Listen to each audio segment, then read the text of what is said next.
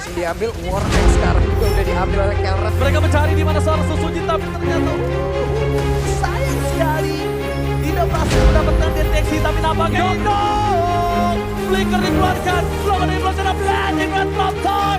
Flicker menyebabkan Kelrat yang jatuh. Jatuh terjadi, 2-1 dari berbeda. Tapi dengan Corporate yang bebas, sementara masukkan dari Kemar dan Yosi. Mereka kewalahan, surprise, happy birthday. Double kill from Kelra. Dan bakal mereka mencari tertutup di berada. Kelra, bakal gak bertahan, bakal lihat Red Revolution. Dari Kotor dipakan, tapi satu mendapatkan 1-2 point kill. Iqbal dan kita tidak melepaskan barang toy. Red bisa selalu di Eastman.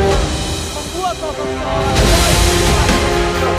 dan lihat Scrappy-nya tidak tepat dan Terasius. Everybody berhasil mendapatkan double kill. What the gun mechanic, the gold standard Kelra. Okay, that means Are you okay? Do you know where his estate is? Ah, then I'll